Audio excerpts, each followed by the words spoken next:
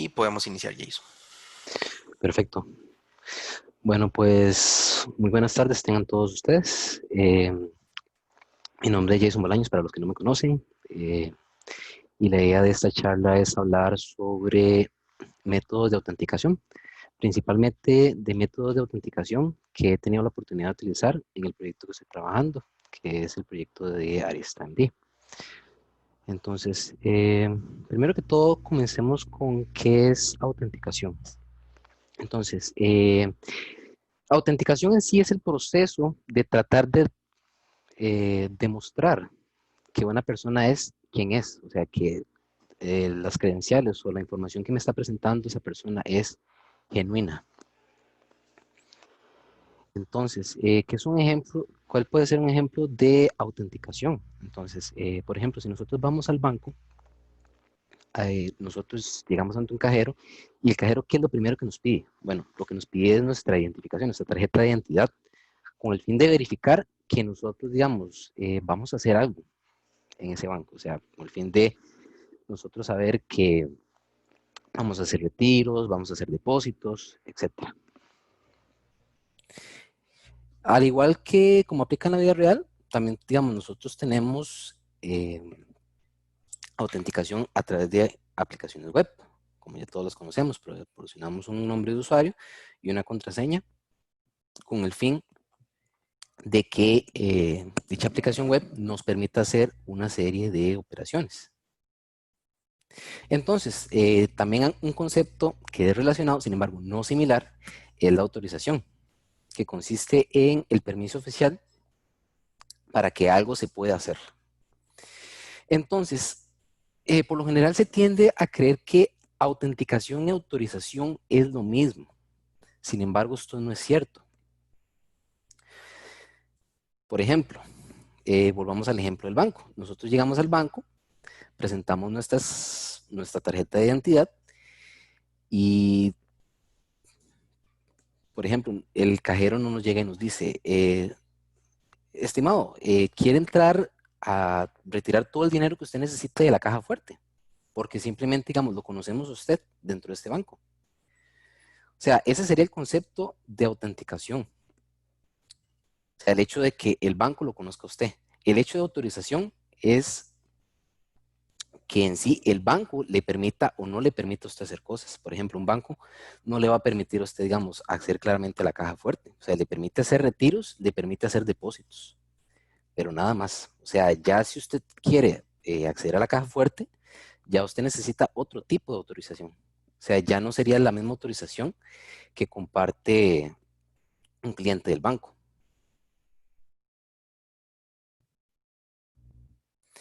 Entonces, como dijimos anteriormente, entonces la autenticación indica que las credenciales que se presentaron o la tarjeta de identidad que se presentó le pertenecen a un usuario y dicen que este usuario es quien dice ser.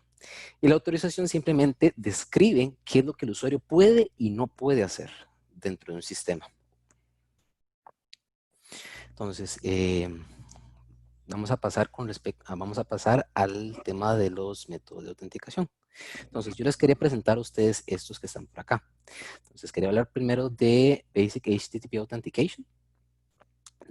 También les quería hablar de OAuth, que OAuth tiene 3 approaches, que sería el Authorization Code, el Password Grant, las credenciales de cliente. Quería hablarles un poquito de Single Sign-On, que encontré que se divide en 2 categorías, sería el Web SSO, el Federated SSO. Y por último les quería hablar de la autenticación de LDAP, que en realidad, digamos, no es una autorización, perdón, no es una autenticación en sí, debido a que LDAP es un protocolo para consultar sobre usuarios, organizaciones y recursos. Pero más adelante podemos verlo. Entonces, primero pasemos a lo que es Basic HTTP Authentication. Entonces, Basic HTTP Authentication lo que hace es utilizar el protocolo de HTTP para establecer un proceso de autenticación. Entonces, se define por la IETF en el documento RFC 7235. Como dije anteriormente, se utiliza el protocolo de HTTP para establecer un proceso de autenticación en el cual se utilizan headers como www.authenticate y authorization para intercambiar información de autenticación. Entonces, ¿cómo es que funciona? Bueno, inicialmente esto es lo que envía cualquier navegador a una aplicación. Simplemente estamos tratando de solicitar el documento hello HTML a través del host tutorialsspot.com. Entonces, ahí, me parece que ahí es algo que ya se sabe. Entonces, resulta que sucede que el servidor nos da una respuesta también en HTTP, pero nos da un estado. En este caso es un 401. Ese 401 significa que el usuario no tiene permiso de acceder. Pero además de esto, ¿qué hace?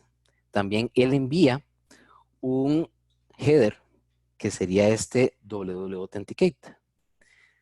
Entonces, este www authenticate básicamente está compuesto de dos partes. Entonces, tenemos el basic, donde básicamente estamos aclarando que es una autenticación básica, y el realm, que le especifica el título que va a tener la autenticación. Por el resto, es todo lo normal, que viene en una respuesta de HTTP, la fecha, el servidor, el tipo de contenido, que la conexión se cerró, etc. Entonces, perdón, creo que no se borraron las anotaciones que dejé. Entonces, ¿qué hace el navegador? Donde el navegador encuentra este header, él nos muestra el diálogo de autenticación. Entonces nos está mostrando, nos está pidiendo un nombre de usuario y una contraseña, y efectivamente el usuario lo que hace es completar estos datos. Una vez que los ha completado, ¿qué sucede? El browser, o sea, el navegador, sin que el usuario se dé cuenta, vuelve a reenviar lo que inicialmente solicitó el usuario. Pero en este caso, vamos a ver que hay algo diferente, que sería el Authorization Header, donde nosotros estamos también indicando que es de tipo basic y estamos enviando las credenciales. Pero, ¿por qué estas credenciales son diferentes? O sea, ¿por qué, digamos, no se ve ni el usuario ni la contraseña que yo proporcioné? Porque esto está codificado en base 64, por así decirlo, para darle un poco de seguridad. Entonces, si nosotros decodificamos esto, vamos a darnos cuenta que aquí está el nombre de usuario y la contraseña. Entonces, tal vez lo que podemos ver es cómo funciona esto en la vida real. Cómo funciona ya, digamos, esto en un código. Entonces, si nosotros, por ejemplo, ingresamos a la página basic.workshop.com, ok, sí, estamos autenticados. Entonces vamos a intentar con una pestaña incógnito para que nos recuerde mis credenciales. Si ingresamos nuevamente a basic.workshop.com, te extraño.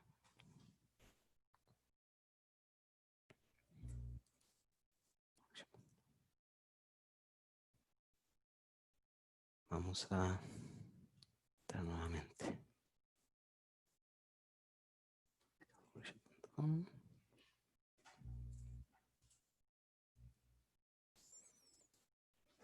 Qué extraño, eso estaba funcionando hace un momento. Voy a intentar hacer algo, a ver si podemos levantar esto.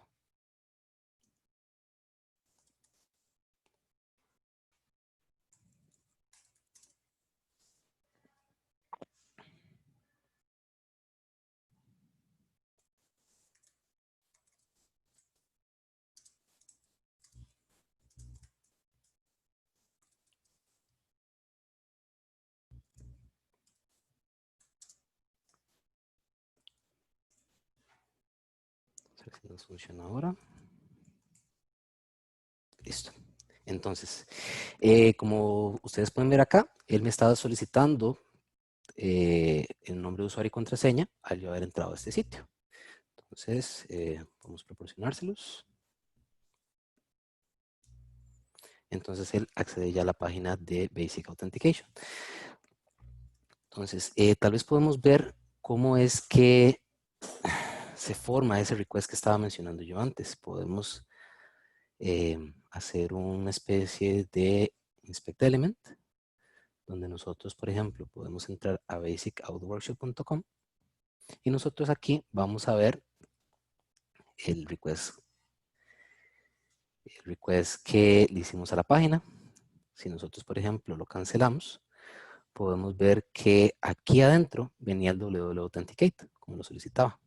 En este caso, él me devuelve el 401 y me devuelve un authorized. ¿Por qué? Porque yo no le proporcioné las credenciales. Pero si, por ejemplo, yo regreso acá, le proporciono las credenciales, e ingreso de nuevo, aquí nosotros podemos ver que él hace otro request en donde él está enviando el authorization.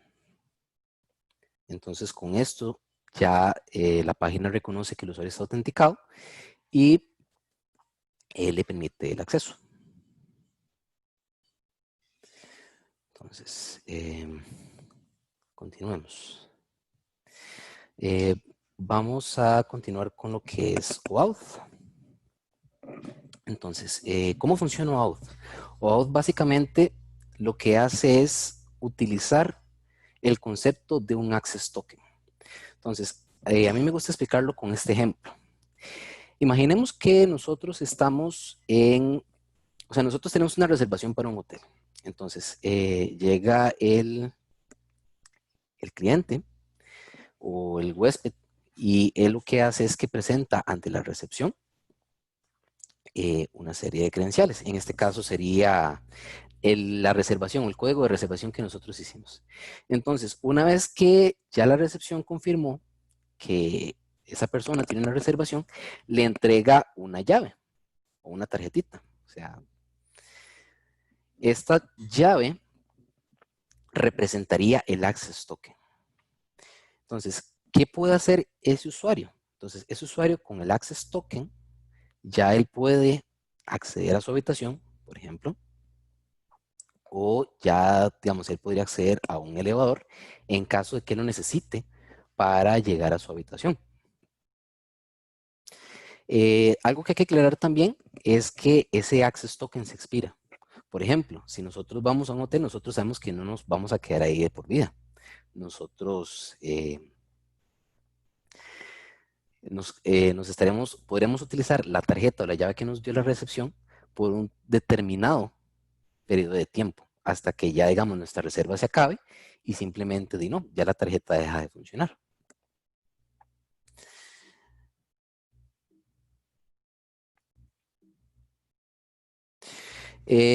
Entonces, algo que también es relacionado con OAuth es el concepto de cliente.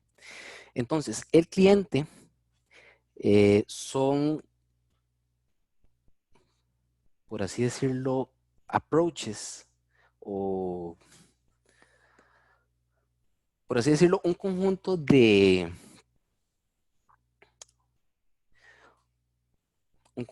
instrucciones o un conjunto de tareas que puede realizar un determinado ente que quiere utilizar esa aplicación.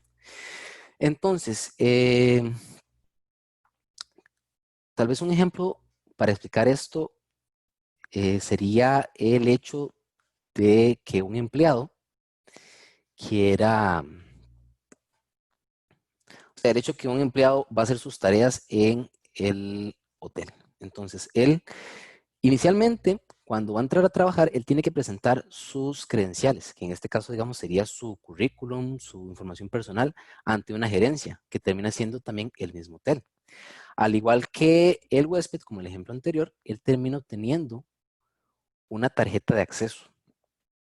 Entonces, con esta tarjeta de acceso, él también puede realizar tareas, pero este empleado puede hacer cosas diferentes a las que era un huésped. Por ejemplo, él puede entrar a zonas de mantenimiento. Él puede también, digamos, para el caso de una conserje, ella también podría entrar ella también podría entrar a cualquier habitación porque, digamos, ella está contratada para que pueda hacer ese tipo de limpieza. También puede, digamos, acceder a mismos recursos como el huésped.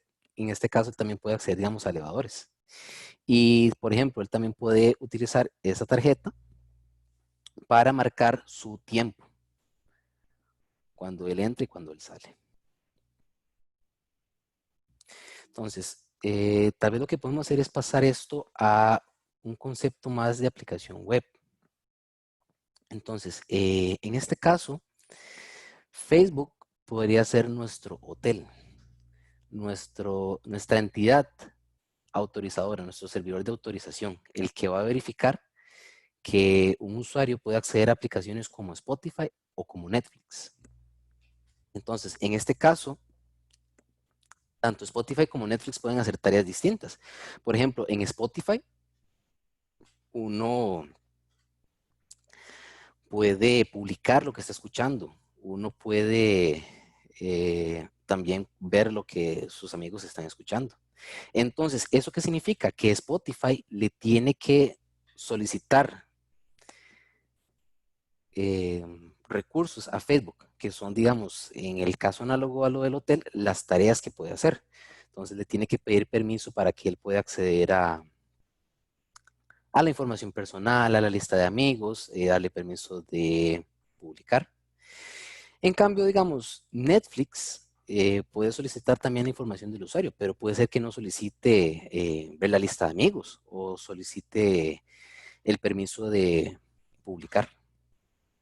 Entonces, me parece que, digamos, ese sería como el concepto de cliente en este caso. O sea, en este caso, Spotify y Netflix son clientes son clientes que utilizan a Facebook para realizar un proceso de autenticación. Entonces, ahora vamos a mencionar lo que son los tipos de autenticación o los grant types que tiene OAuth. Entonces, primero que todo tenemos el Authorization Code. El Authorization Code lo que hace es utilizar al servidor de autorización para que el usuario realice el proceso. Por ejemplo, un usuario, perdón, voy a regresar a la diapositiva. Por ejemplo, aquí me pasé.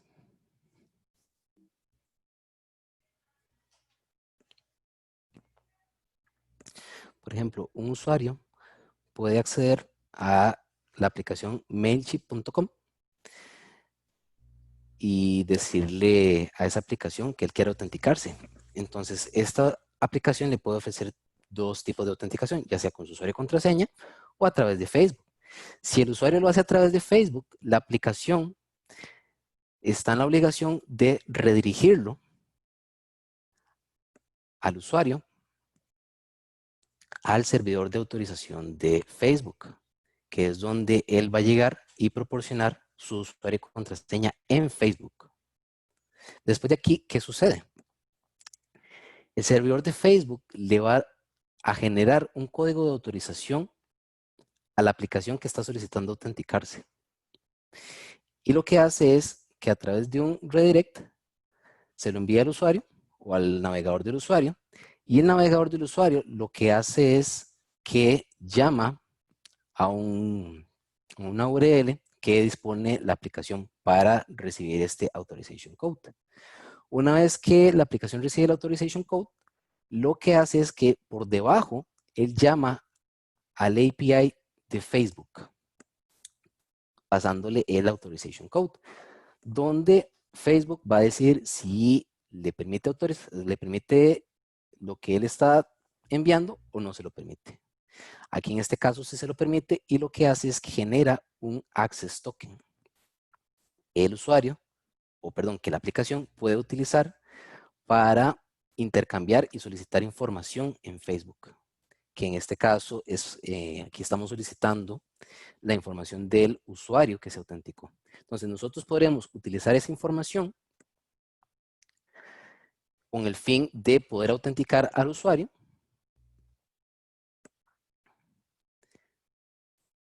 con esta información que estamos obteniendo y ya finalmente le generamos un acceso a ese usuario. a la aplicación de MailChimp. Entonces, tal vez podemos ver cómo funciona esto.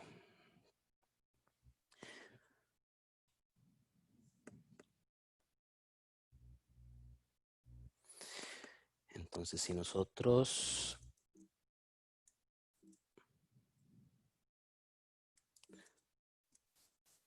nos vamos a OAuth, facebookoutworkshop.com, podemos ver una página que nos dice que no estamos logueados. Entonces, si nosotros seleccionamos la opción de Login, él nos redirige a Facebook.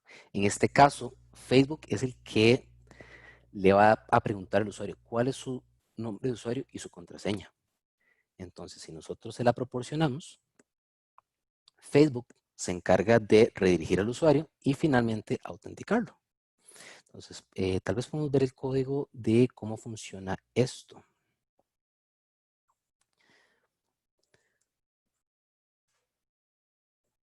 Entonces, aquí podemos ver dónde él hace la redirección a Facebook. Esto es código en PHP, pero para aquellos que no lo conozcan, voy a ir tratando como de dar una especie de pseudocódigo o una explicación de cómo funciona esto a simples rasgos. En este caso, nosotros estamos preguntando aquí si existe un access token, con el fin de asegurarnos que el usuario, si está autenticado, no llamemos a Facebook. En este caso, nosotros estamos generando también un estado, que ese estado es para verificar que lo que yo le estoy enviando a Facebook no va a ser cambiado. En términos simples, yo debería verificar este estado una vez que Facebook regrese la información. Y después estoy construyendo una serie de parámetros donde yo le estoy diciendo a él, ok, yo quiero que usted, Facebook, me retorne un código de autorización. Entonces, aquí le tengo que enviar a él también cierta información que él requiere. Por ejemplo, el ID del cliente o el ID de la aplicación que yo creo en Facebook. También tenemos que enviarle a qué dirección Facebook nos va a redirigir una vez que nosotros realizamos el proceso de autenticación. Y le vamos a indicar qué información nosotros requerimos para para autenticar al usuario, en este caso el email. Y le estamos enviando el estado que construimos anteriormente. Finalmente, hacemos la redirección hacia Facebook. A continuación, Facebook lo que va a hacer es que nos va a llamar al callback o a la función o a la URL que nosotros le especificamos con el fin de verificar que el usuario se autentica. Entonces, aquí nosotros, primero que todo, vamos a revisar si viene el código que le solicitamos a Facebook. Una vez que lo verificamos, nosotros, ok, en caso de que no venga, le estaríamos indicando al usuario mediante la URL o mediante una página de que no viene ese código de autorización, entonces no se puede autenticar. En caso de que sí venga, nosotros podríamos hacer una llamada al API de Facebook enviándole una serie de parámetros, que sería el runtime, donde estamos solicitando un código de autorización, el ID del cliente, el secreto del cliente, a qué URL tiene que redireccionarnos. Esto es algo que Authorization Code pide como requisito y le enviamos el código que nos otorgó Facebook. Entonces, una vez que Facebook nos retornó el Access Token, como mencioné anteriormente, la tarjeta, entonces nosotros lo que queríamos es almacenar ese Access Token y finalmente nosotros redirigimos al usuario a la página que él espera ver. Entonces, si nosotros nos vamos a la página que él espera ver, nosotros podemos ver que estamos validando si existe un Access Token para determinar si está logueado o si no está logueado. Entonces, si nosotros tenemos el Access Token, nosotros podríamos solicitar la información. En este caso, yo estoy mostrando la fotografía del usuario y estoy mostrando el nombre del usuario. Entonces, en este caso, podemos utilizar un API para llamar al recurso me, que lo que hace es devolvernos tanto el ID del usuario para obtener la imagen como el nombre del usuario.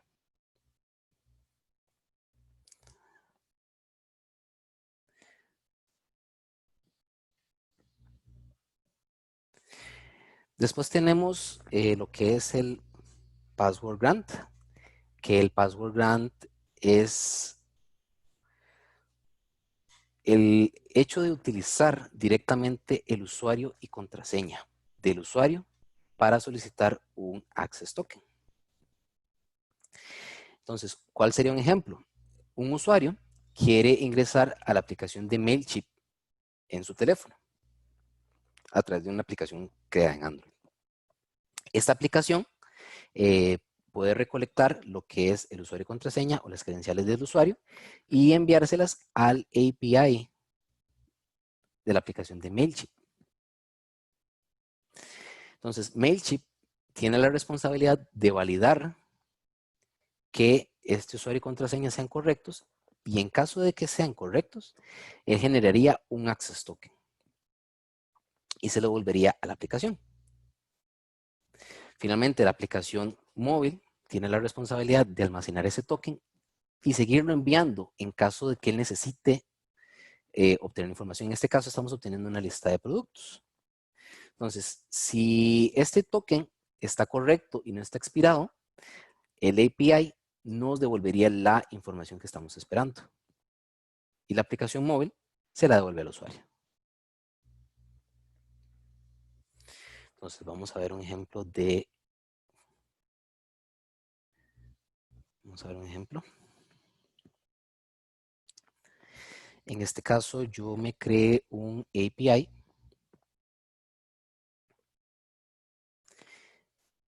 que voy a ir iterando con Postman. Por si acaso no lo conocen, es una herramienta que se utiliza para hacer pruebas con APIs. Entonces, en este caso, como pueden ver acá, yo estoy llamando al endpoint de productos en OAuth-Laravel-Workshop.com. Si nosotros llamamos esta función, vamos a ver que él nos va a volver un mensaje de que no estamos autenticados. Entonces, ¿qué tenemos que hacer nosotros? Nosotros tendríamos que hacerle un request a esa aplicación en donde nosotros le vamos a pasar, al igual que la authorization code, le vamos a pasar una serie de parámetros. En este caso, pueden ver que el authorization code cambia y pasa a ser password, porque nosotros estamos solicitando una autorización a través del password. También se puede enviar, también digamos, se envía lo que es el usuario y la contraseña del usuario y se tiene que enviar el client ID y el client secret. En este caso, nosotros le vamos a decir que el usuario tiene permitido hacer todo lo que necesita hacer. Entonces, una vez que nosotros llamamos esto, vamos a ver que él nos genera un access token. Nos indica en cuánto tiempo se expira. Además de esto, nos genera un refresh token. El refresh token, que me parece que no lo mencioné en el flujo, lo que hace es actualizar ese access token en caso de que el usuario quiera continuar utilizando la sesión. Entonces, ya sería responsabilidad de la aplicación móvil o de una aplicación de Angular decidir cuándo utiliza el refresh token para actualizar y obtener, para actualizar el access token. Pues, nosotros lo que estamos haciendo aquí en Postman es guardando el valor del access token para utilizarlo en requests posteriores. Y ya, por ejemplo, si nosotros llamamos esto, en este caso lo que queríamos es pasar el token que generamos a través de este header que se llama authorization. Entonces nosotros lo pasamos con la palabra bearer y una vez que nosotros llamamos este endpoint, pueden ver que ya el usuario puede acceder a los productos que él tenía predestinados. También se pueden hacer, digamos, otras operaciones, como por ejemplo lo que es crear un producto. Si nosotros nos volvemos para acá, podemos consultar y ver que ese producto se creó. Entonces, ¿cómo funciona esto a nivel de código? Entonces, a nivel de código, nosotros, bueno, en este caso yo estoy utilizando Laravel como framework y podemos ver que existe una clase que se llama el password grant. Él lo que hace es que responde a la solicitud de un access token. Entonces, en este caso, él tiene que hacer una serie de validaciones. Por ejemplo, validar que el cliente que le estamos enviando está correcto y validar que los scopes que se esperan son los correctos. Una vez que hace esto, valida el usuario, que ya en este caso es validar si existe el usuario y la contraseña y si todos los datos están correctos. Una vez que se validaron esos datos, lo que haríamos es generar un access token que pueda utilizar la aplicación web o la aplicación móvil y simplemente respondemos con ese access token, al igual que generamos un refresh token y también respondemos con ese refresh token. Del otro lado, o sea, ya cuando se va a validar el access token, nosotros lo que haríamos es verificar que el access token tenga todo lo que, o sea, venga en la forma que se especificó. Y ya finalmente lo que se hace es que se obtiene el usuario que se autenticó.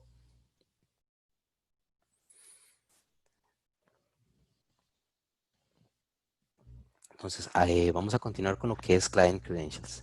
Client Credentials es un approach similar al del password, pero en este caso se utiliza para que dos servidores se comuniquen y puedan intercambiar información. Aquí en este caso no existe el concepto de un usuario, sino más bien el concepto de un cliente.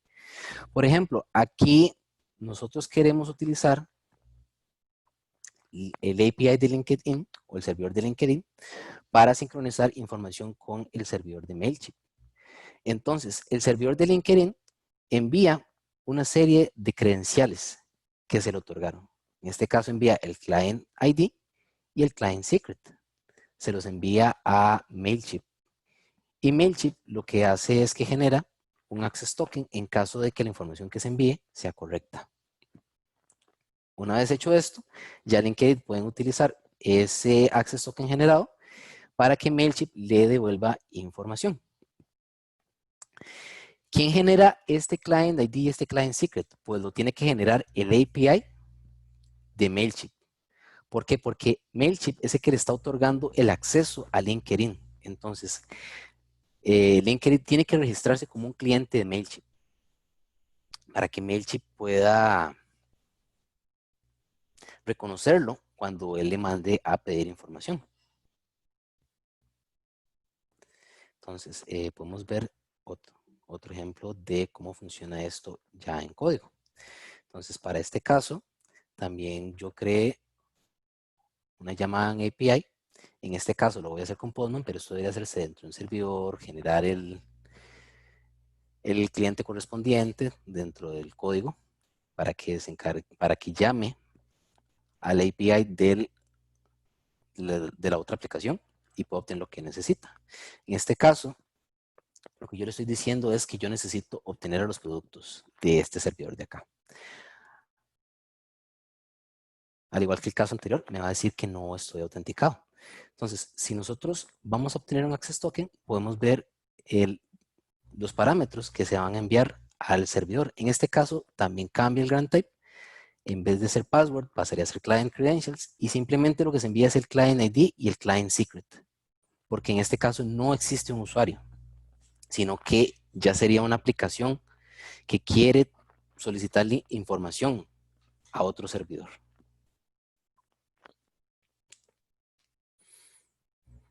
Entonces, en este caso, obtenemos un access token que también tiene una fecha de expiración. En este caso no se genera un refresh token debido a que un servidor, digamos, puede levantar todas las veces la conexión que necesite. O sea, en este caso no tiene que estar pendiente si el usuario dejó o no dejó la máquina.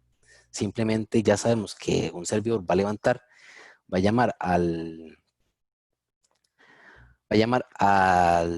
endpoint para obtener un access token y simplemente se lo va a generar todas las veces que necesite. Una vez que estamos autorizados, al igual que en caso anterior, podemos ver que podemos obtener la información, en este caso de los locations, y al igual que eso podemos también generar locaciones. Jason, Sí. tal vez una pequeña pregunta ahí. Ujú, No tiene refresh token, ¿verdad? Pero sí expira. ujú, Digamos, yo correcto. como cliente debería estar atento a que si me da un authorized, tengo que mandar a pedir otro token o eso es algo que pasa automáticamente. En este caso, me parece que el servidor debería estar pendiente si no existe digamos, si el access token está expirado. Y debería mandar a solicitarlo en caso de que esté expirado nuevamente. Ok. ¿Sería el cliente o el servidor? Digamos, en este caso, del ejemplo, MailChimp o LinkedIn. En este caso sería LinkedIn Ok, el que tendría que mandar a pedir el token. el token, correcto, Ok, ok, perfecto, gracias. con gusto. Entonces, vamos tal vez a la parte del Client Credentials. Entonces, al igual que el Password Grant, hace una serie de validaciones donde valida el cliente y valida los scopes que se utilizan para generar el Access Token. Y finalmente lo que hacemos es que respondemos con ese Access Token. Al igual que el caso anterior, se utiliza una clase para validar que ese Access Token esté correctamente formado y finalmente se le concede el acceso a la aplicación. En este caso no se generaría un usuario, ¿verdad? Porque simplemente es un servidor externo que quiere obtener información. Entonces vamos a regresar. Vamos a hablar ahora de lo que son los JSON Web Tokens. Entonces, ¿qué es el JSON Web Token? Es un mecanismo que actualmente utiliza OAuth para intercambiar información de autenticación. Entonces, se basa en el documento RFC 7519 de la IFT, el cual es un contenido en JSON y se firma digitalmente. Entonces, este sería un JSON Web Token.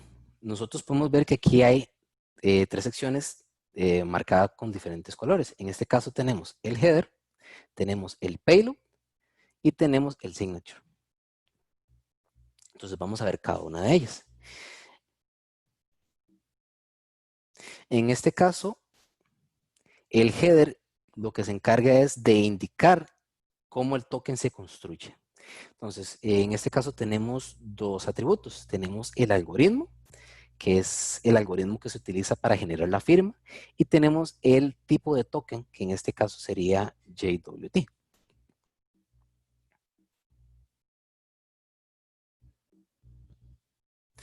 Después tenemos lo que es el payload, que sería como el corazón de ese token. En este caso, aquí vamos a enviar toda la información relacionada con el usuario. Según la documentación de JWT, existen tres tipos de atributos o de claims, como le llaman ellos. Tenemos los claims registrados, que en este caso sería los claims que actualmente están registrados ante el estándar de JWT y puede utilizar todo el mundo. Y después tenemos lo que son los públicos, que en este caso los públicos es que usted en su aplicación puede enviar cualquier otro claim customizado de acuerdo a sus necesidades. Finalmente tenemos lo que son los private claims, que esos serían atributos que se envían de acuerdo a un acuerdo entre dos organizaciones. Entonces, esas dos organizaciones acuerdan utilizar un claim o un atributo para enviar cierta información que ellos quieren manejar del usuario y solamente lo utilizarían ellos. En este caso no se comparte.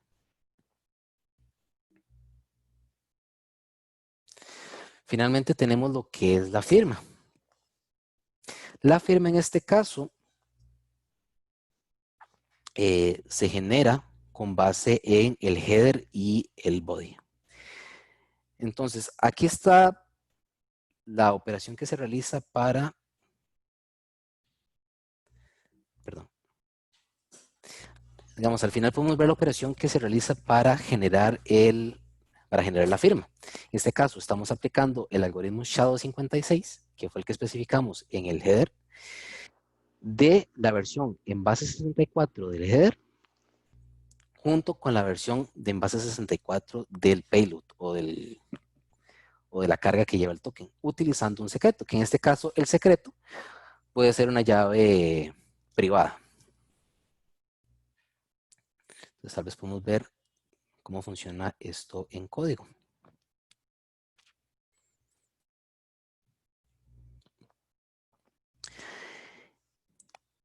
Aquí en la clase del Bitter Token Validator, nosotros podemos ver que se trata de extraer un token JWT. Entonces, con base en ese JWT, con base en ese token, nosotros lo que hacemos es parsearlo para finalmente obtener el documento JSON que se envió de un servidor al otro. Entonces, lo que se hace aquí es que se verifica de acuerdo a lo que se generó, si la firma viene correcta, utilizando el algoritmo y utilizando la llave pública con respecto a su llave privada.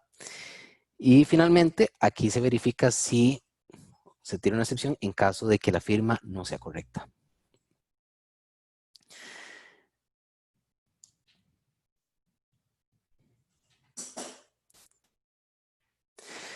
Vamos a pasar ahora a lo que es el single sign-on. Que el single sign-on simplemente es un método de autenticación que trata de simplificar la forma en que el usuario proporciona sus credenciales. En este caso, si existen múltiples sitios, el usuario se pretende que solo proporcione sus credenciales una vez ante un servidor de identidad.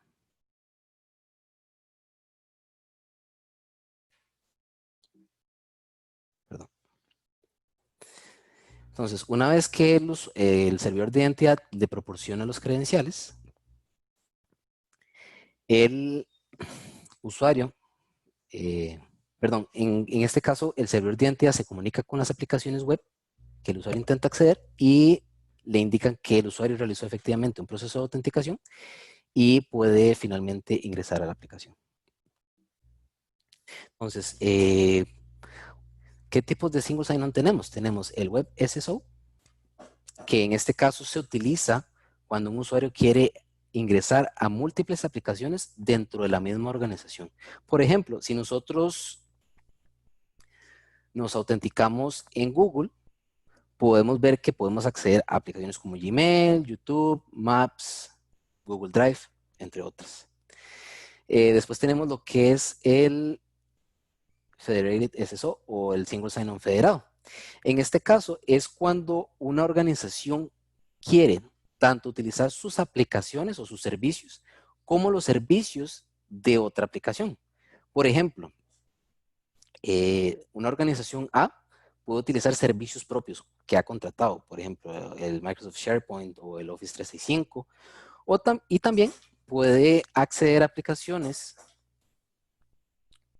que ofrece la organización B.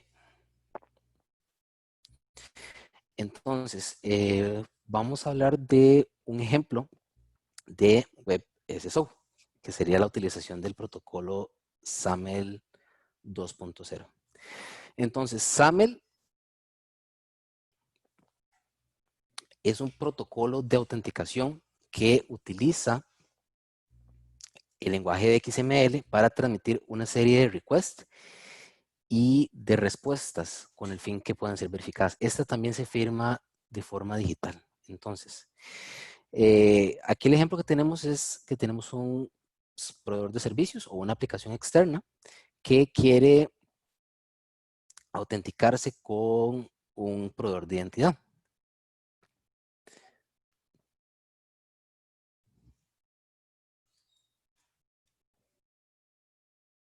Entonces, en este caso, el proveedor de identidad, que sería otra aplicación, nos va a solicitar el usuario y la contraseña.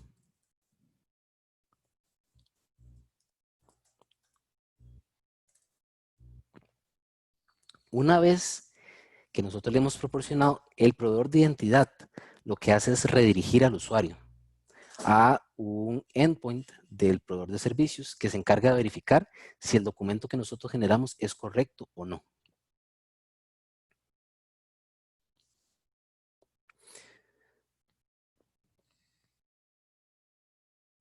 Entonces, en este caso, nosotros somos redirigidos al proveedor de servicios utilizando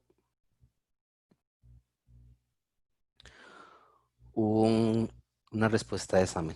Entonces, esta respuesta de SAML, como ustedes pueden ver, está codificada. ¿En qué? En base 64. Entonces, esto viene con su firma empotrada dentro del documento y lo que tiene que hacer el proveedor de servicios es asegurar que esa firma esté correcta. Una vez que se verifica la firma, se le puede dar acceso al usuario.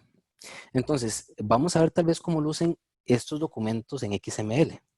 Una página que yo utilizo mucho para verificar es esta que se llama SAML Tools, que la proporciona OneLogin. Entonces, si nosotros nos vamos por acá y vamos a la parte de ejemplos, nosotros podemos ver los tipos de XML que se generan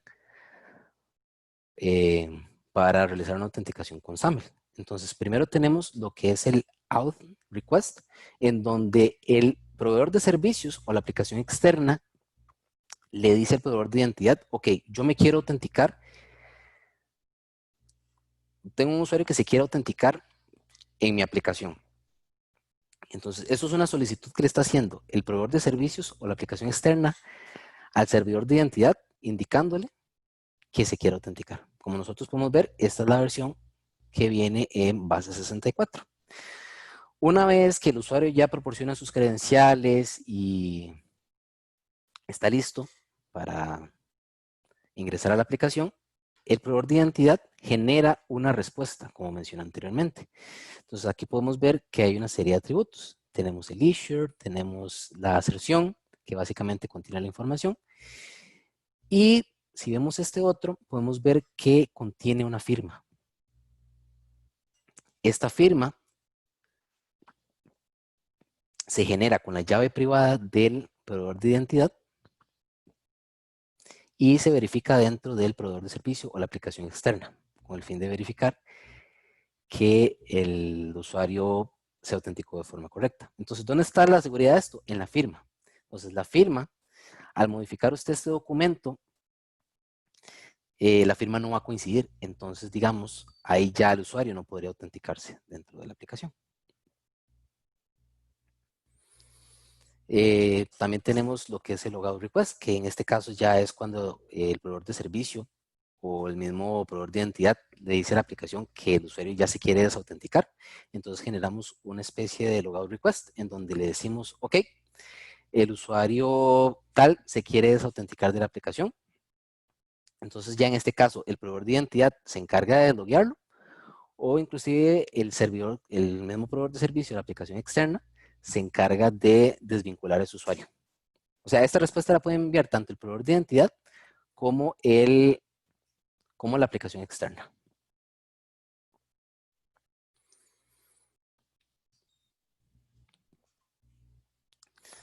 Entonces vamos a continuar.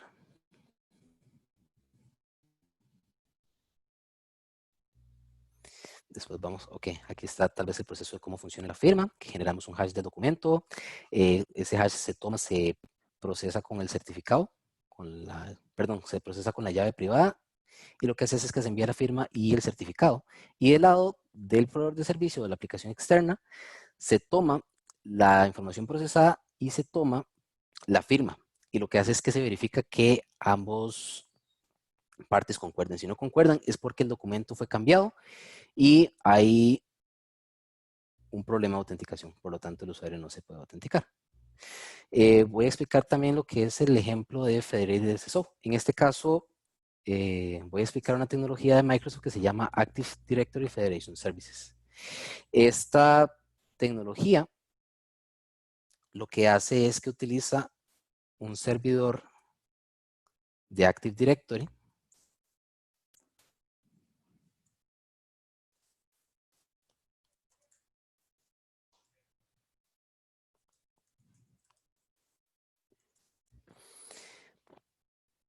y con base en esa información le permite a un usuario autenticarse.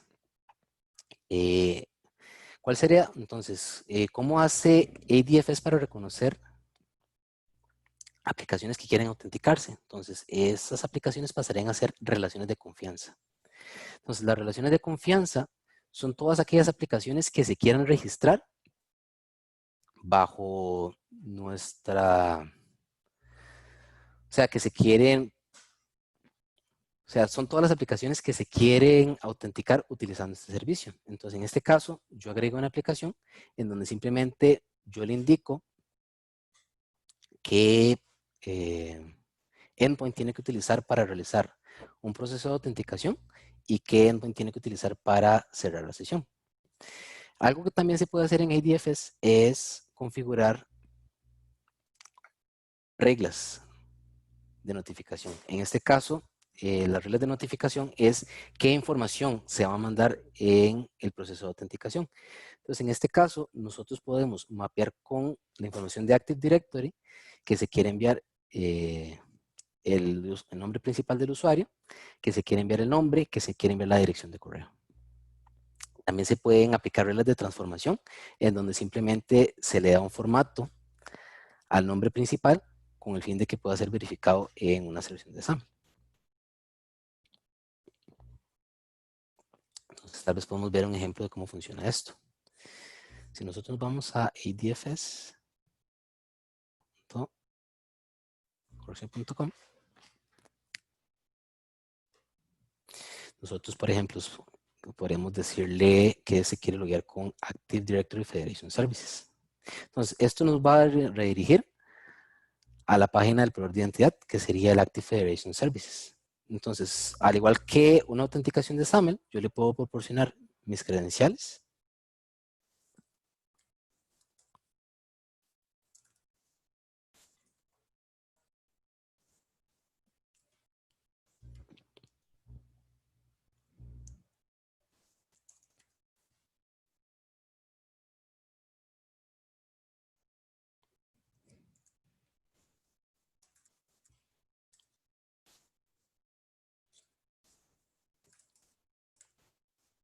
Bueno, no me está dejando autenticarme. Ah, ¿qué es?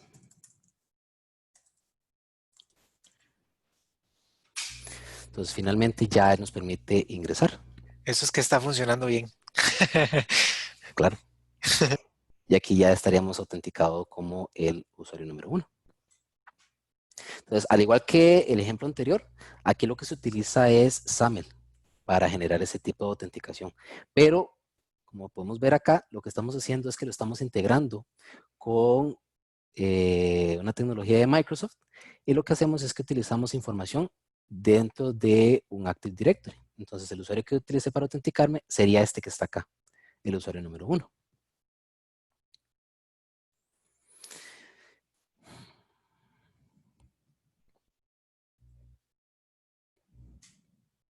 Finalmente, tenemos lo que es la autenticación de LDAP, que en realidad no es una autenticación como mencioné al principio.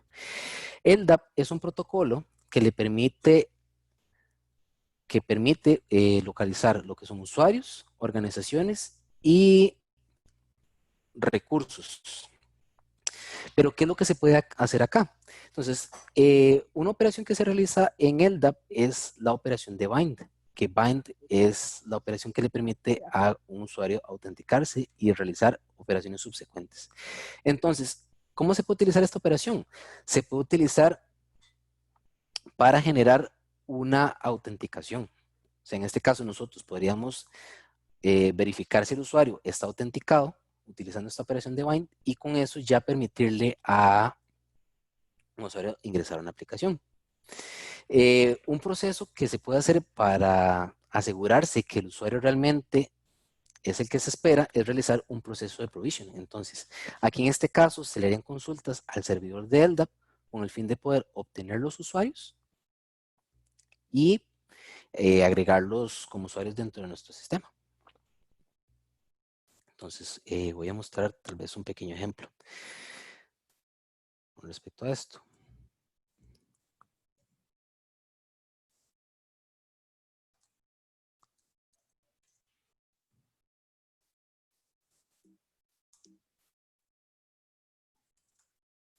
Entonces, en este caso, nosotros vamos a hacer una autenticación de LDAP. Entonces, al igual que en el IDFS, nosotros podemos utilizar la información de LDAP.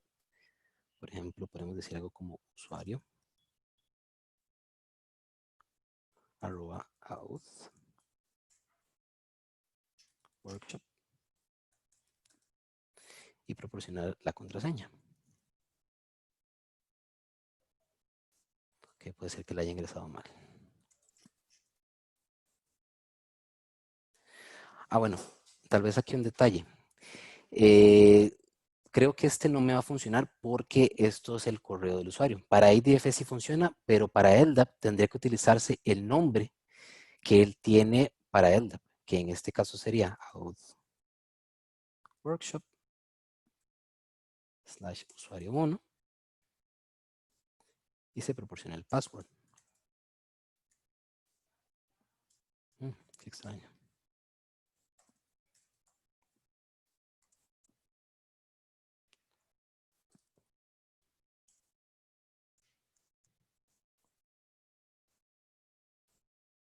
Ok, entonces ya aquí nos dice que el usuario está autenticado.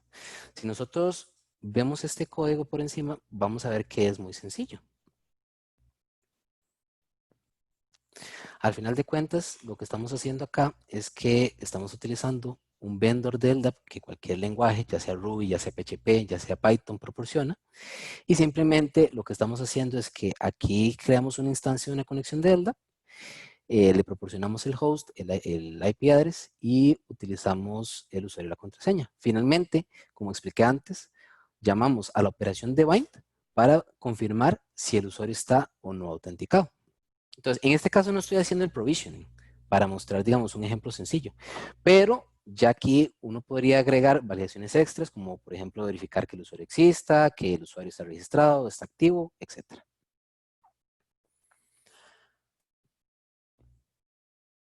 Entonces, con esto concluiríamos. No sé si hay alguna consulta, comentario. Hola, yo tengo un comentario. ¿Mm? Primero que todo, me gustó mucho la charla. Muchas gracias. Más que todo una precisión, es decir, que la versión actual del protocolo OAuth es la 2, ¿cierto? Sí. Que es la que actualmente se está usando. Ujú. Y otro protocolo que de pronto vale la pena también tener en cuenta es el OpenID Connect, Ujú. que es una implementación de Single Sign-On sobre OAuth 2 para también manejar el tema de autenticación y autorización dentro Ujú. de cualquier tipo de aplicaciones. Sí. Muchas gracias. Perfecto, gracias Jason. No sé si de aparte alguna otra persona tienen preguntas.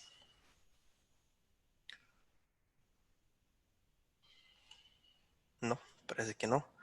Entonces, bueno, nuevamente agradecerle a Jason por el tiempo, la dedicación y el esfuerzo que hizo para traernos a nosotros este tema, que estuvo muy interesante. Y también de paso agradecerles a todos los participantes por tomarse el tiempo para asistir a la charla. Es muy importante para nosotros que ustedes tengan estos espacios y también instarlos a continuar participando en los diferentes eventos que vamos a tener de parte de Education, tanto charlas individuales, los eventos. Ahorita estamos con un workshop de JavaScript. Eh, por ahí han estado llegando los correos de las diferentes charlas que se están dando, entonces por si se encuentran interesados para que también asistan a ellos.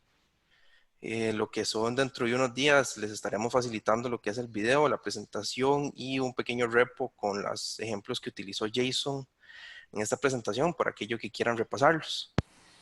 Perfecto, muchísimas gracias por la Bien, presentación, muy un buena. comentario más, nada más. Bueno, aquí veo un comentario en el chat.